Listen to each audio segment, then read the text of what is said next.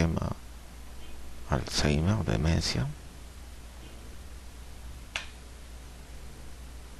Definición: la demencia se define como un síndrome adquirido producido por una causa orgánica capaz de provocar deterioro persistente de las funciones mentales superiores, que conllevan incapacidad funcional tanto en el ámbito social como en el laboral en personas que no padecen alteraciones al nivel de conciencia. Es un conjunto de síntomas y signos que conforman un síndrome caracterizado por su carácter plurietiológico. Esto hace muy difícil describir la epidemiología de las numerosas enfermedades que pueden cursar con demencia. En términos generales, se hace referencia de las más frecuentes causas de demencia como enfermedad de Alzheimer, la vascular y la mixta, solo por citar algunas. Etiología de las demencias degenerativas: primarias 50 a 60%, vasculares 10 a 20%, demencia reversible o delirium 20 a 30%, otras 5 a 10%. Las demencias pueden clasificarse de acuerdo con diversos criterios en forma global en tres grupos, o bien según su etiología. Pero en términos generales se mencionarán las demencias degenerativas primarias, en las cuales se incluyen Alzheimer, la secundaria Parkinson, la de Pick, la de cuerpos de Lewy y la vascular. Secundaria: enfermedad vascular cerebral de tipo infartos múltiples, en las que la hipertensión arterial y la diabetes desempeñan un papel preponderante. Queda un tipo de demencia que se denomina mixta, en la cual existen criterios tanto para la demencia vascular como para la Alzheimer, y que quizás sea en nuestro medio la más frecuente por el pobre control de la hipertensión arterial y la diabetes. Este cuadro: clasificación etiológica de las demencias, el tipo de demencia y la etiología. Si son parasitarias, por cisticercosis; infecciosas por meningitis, síndrome de Creutzfeldt-Jakob o sífilis; virales por VIH; tóxicas por enfermedad de Wernicke, alcohol, metales pesados, etc.; traumáticas, pugilística; nutricionales, de nutrición, marasmo, déficit de folatos, avitaminosis múltiple; degenerativas, Parkinson, Pick, de Lewy, hidrocefalia, normotensa; vasculares, enfermedad de multiinfarto; primarias, Alzheimer, Huntington y otras, hipotiroidismo, neoplasias, etc.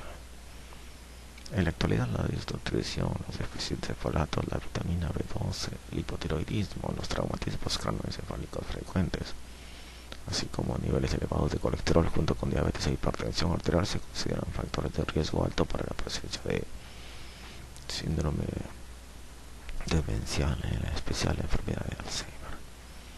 Quizá la secundaria enfermedad de Parkinson ocurre en el 20% de los pacientes con Parkinson, y algunos autores lo consideran como una variable de Alzheimer, lo mismo que la secundaria cuerpos de Lewy. En realidad es que muchas veces se presenta una mezcla de cuadros clínicos que hace difícil establecer la etiología de la demencia, por lo que surge otra clasificación de acuerdo con el área afectada, como se observa en el cuadro 5.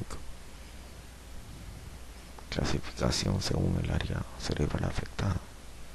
Si es cortical, produce demencia Alzheimer frontotemporal o por cuerpos de Lewy. Si es subcortical el área, los síndromes extrapiramidales, enfermedad de Parkinson, Huntington o parálisis supranuclear progresiva; vascular, estado lacunar o enfermedad de Binswanger o hidrocefalia de presión normal. Si es córtico subcortical, demencia vascular, multiinfarto, postraumática, tóxicas, infecciosas, metabólicas. Eso fueron según el área cerebral. Existen algunos tipos específicos de demencia que podemos señalar como secundarias: problemas tumorales, hematomas subdurales crónicos, demencia por enfermedad de Addison, de Cushing, etc. Para establecer el diagnóstico, primero se debe obtener la historia clínica completa, con especial énfasis en los antecedentes de demencia en la familia, escolaridad y desarrollo psicosocial del enfermo, tiempo de evolución del problema, forma de inicio y evolución confirmados por interrogatorio al principio de enfermo, así como familiar o cuidador primario. También se investiga el grado de funcionalidad del paciente, tanto el previo como al del momento actual. La observación del aspecto del enfermo es de vital importancia, ya que permitirá conocer el grado de avance de la enfermedad. Además, de que debido a la dificultad para realizar un interrogatorio adecuado de señales de alerta del estado psicopatológico del enfermo como sigue: apariencia, signos de nutrición y continuidad, estado de higiene, inquietud, agitación, inhibición, perplejidad y alteraciones del nivel de conciencia, así como la capacidad de atención y concentración. Observar los trastornos específicos del comportamiento, de preferencia en su entorno habitual. Los más importantes son agresividad verbal o física, que rara vez ocasiona lesiones físicas graves ya que el enfermo pierde la secuencia; actividad motora aberrante, vagabundeo, tendencia a la fuga, inmovilidad; trastornos de la conducta alimentaria, anorexia, hiperfagia, en especial a los alimentos dulces; alteraciones del ritmo cardíaco, somnolencia, diurna e insomnio; alteraciones del comportamiento sexual, no frecuentes, reducción del impulso sexual, pero puede existir lo contrario; vociferación, recolección de objetos y conductas estereotipadas. Observar el estado afectivo. Puede aparecer estado depresivo, llanto, tristeza, inhibición psicomotora. Puede haber ideas de muerte. Además, se puede apreciar ansiedad y labilidad emocional. Curso y contenido del pensamiento. Se afecta la coherencia, profundidad, variedad y capacidad de focalización e interrelación del pensamiento.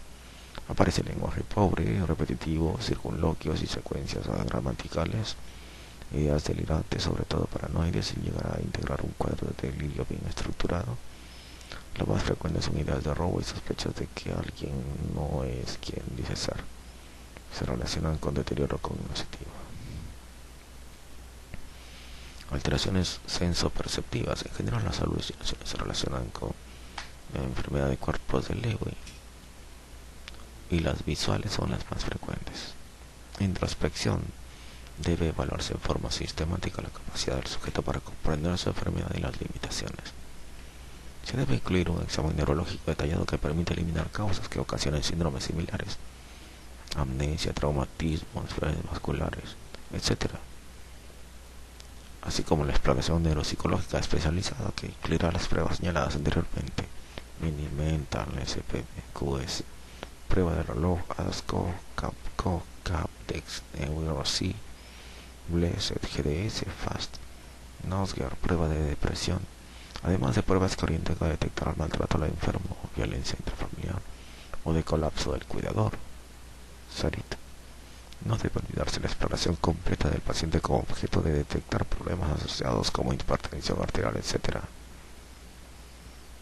Un aspecto relevante de la historia clínica de los enfermos con síndrome demencial es el antecedente socioeconómico, que permitirá conocer el ámbito en el que se desenvuelve el enfermo y en esa forma dictar las conductas terapéuticas adecuadas para realizar el seguimiento del caso en forma correcta. Se efectuarán estudios preclínicos básicos como biometría hemática, perfil 1 bioquímico, examen general de orina, determinación de TSH en casos especiales de B12 y folatos, o los estudios que de acuerdo con la historia clínica se consideren pertinentes. Los estudios de neuroimagen o de electroencefalografía no son de primer orden, pues no serán específicos en muchos casos, a menos que la historia clínica lo requiera, como en el caso de traumatismos de evolución rápida, sospecha de estado lacunar o de tumor intracerebral, ante situaciones legales, inicio a edades tempranas, curso errático o por escalones, datos de focalización, síntomas neurológicos mal definidos. En caso de que se requiera efectuar estudios de neuroimagen, se llevarán a cabo tomografía axial computarizada y resonancia magnética de cerebro.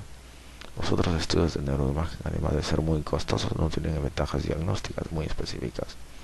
Quizá la tomografía por emisión de positrones PET sería la que aportará mayores datos sobre la funcionalidad cerebral, pero desde un punto de vista clínico no se justifica su empleo.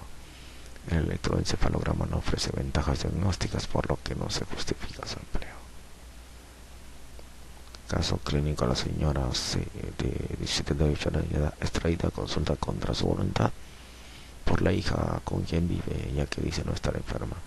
Refiere haber notado que su madre desde hace 3 a 5 meses presenta rarezas consistentes en vociferaciones cuando se le comenta que está desasiada, lenguaje repetitivo y poco fluido, se viste en forma inadecuada, en ocasiones se presenta desnuda y con actitudes de hipersexualidad, sobre todo desde que enviudó hace unos 4 años. Presenta cambios en el ciclo sueño-vigilia, con somnolencia diurna, se queja a menudo de que le roban sus cosas y desde hace un mes realiza acopio de comida en el closet. Y hace 15 días se perdió al salir de la casa, encontrándola vagabundeando sin rumbo fijo. Al cuestionarla se enoja, trata de golpear a la hija, quien comenta que sus otros hermanos, quienes no viven con la enferma, que desde hace 6 o 8 años han notado algunas rarezas con su madre. Tiene antecedentes de diabetes mellitus de 30 años de evolución, así como hipertensión arterial de 18 años de evolución, controlada en forma no muy adecuada, ya que la señora C deja de tomar los medicamentos y no se le vigila en forma estrecha. El grado de escolaridad es médica jubilada desde hace 3 años por la misma enfermedad. En la exploración física, la presión arterial es 140/85, la frecuencia 72, la respiración 20 por minuto, temperatura 36.7, peso 78, talla 1,62, glucemia capilar 1,52.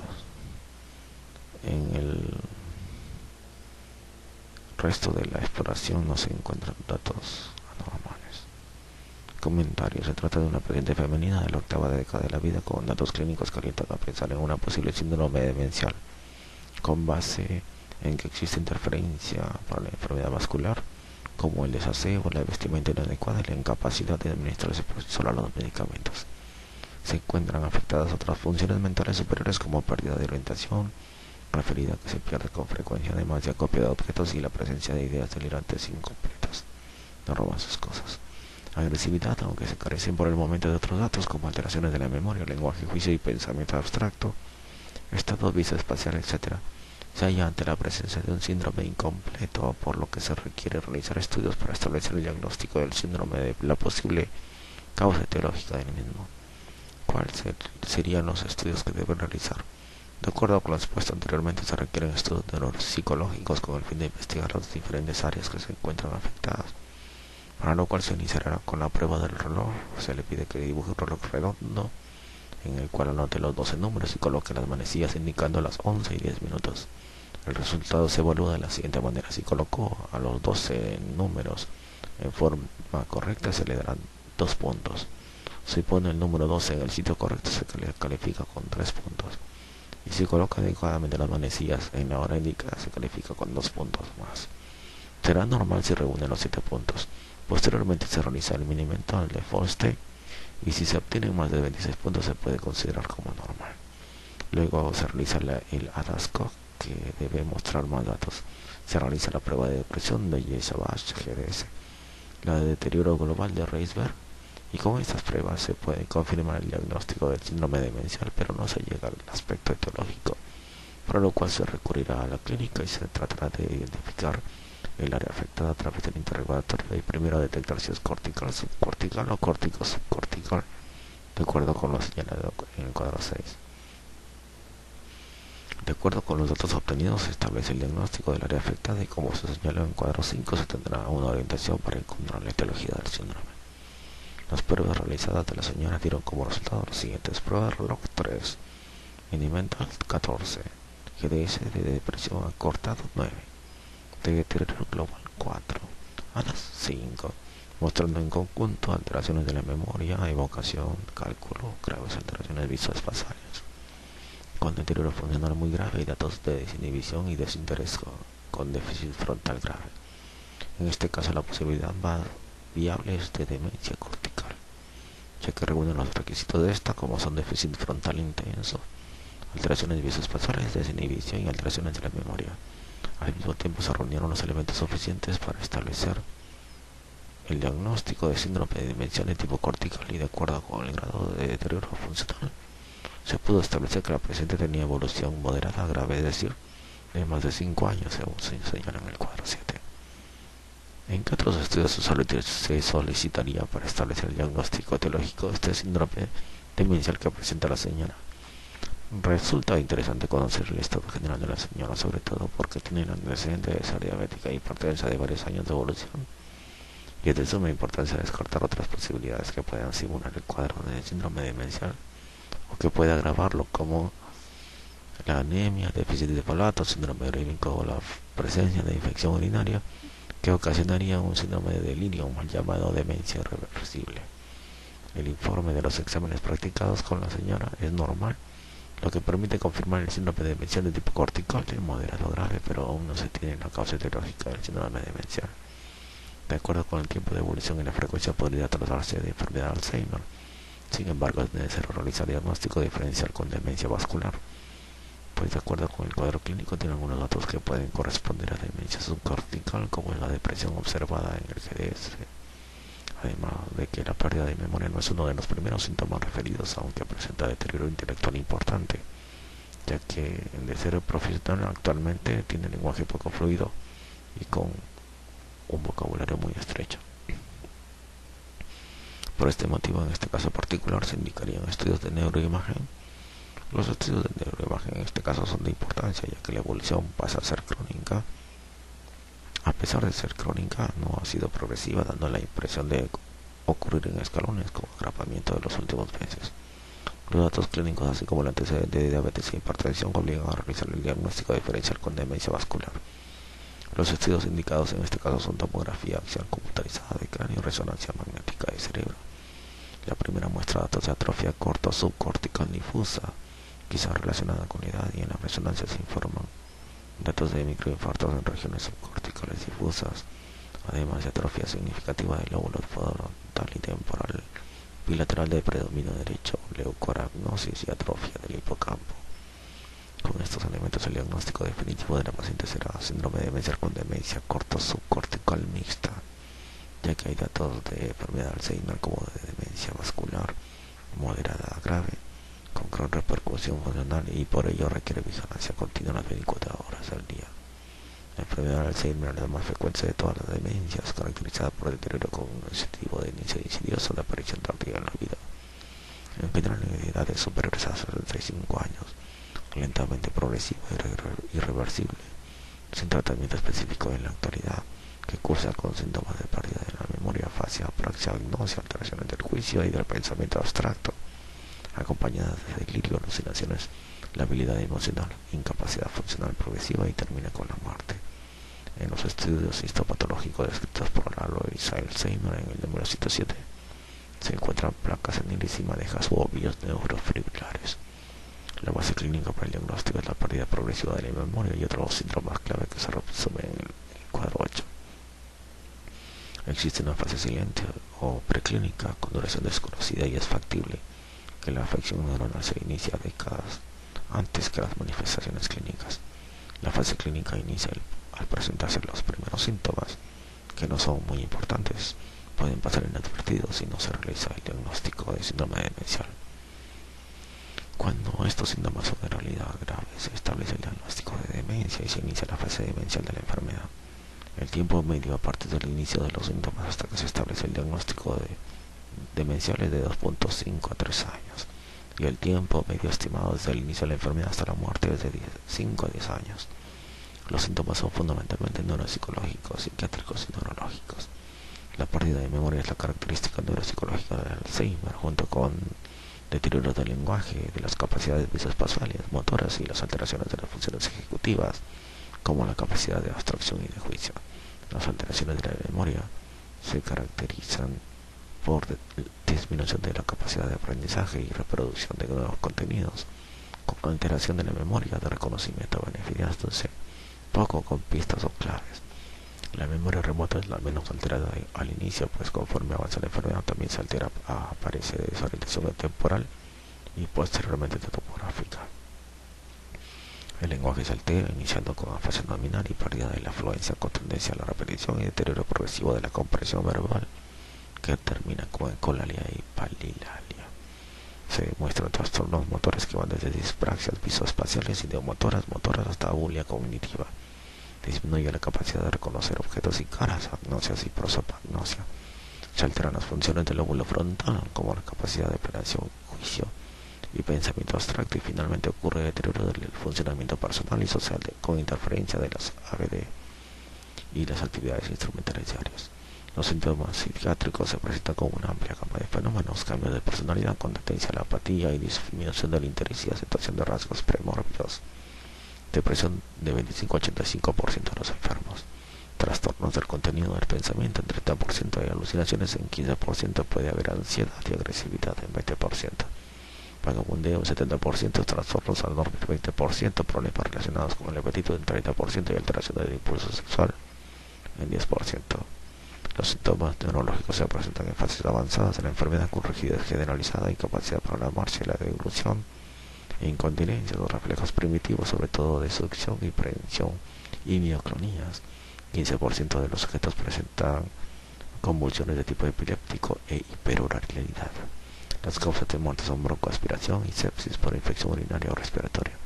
En la enfermedad de Alzheimer se restablecen dos características que permiten agrupar a los enfermos con el fin de facilitar su estudio: edad de inicio, antes o después de los 65 años, y presencia o no de agregación familiar. Existe agregación familiar si dos o más familiares del primer grado han padecido la enfermedad, confirmada por biopsia o autopsia. La forma más frecuente de Alzheimer es la de inicio tardío sin agregación familiar, también llamada espontánea, seguida de la tardía con agresión familiar. Ambos ocupan el 98% de los casos de Alzheimer. El diagnóstico es clínico, pero la heterogeneidad es el mayor obstáculo. Para establecer el diagnóstico de Alzheimer es obligatorio el cuadro clínico típico y la confirmación histológica de la misma. Se deben incluir otras causas de demencia y con la autopsia se tiene una certeza de 85-90%, por lo que debe ajustarse los criterios establecidos en la clasificación internacional de enfermedades CIE-10, DSM-4 y la NICST-ATRA.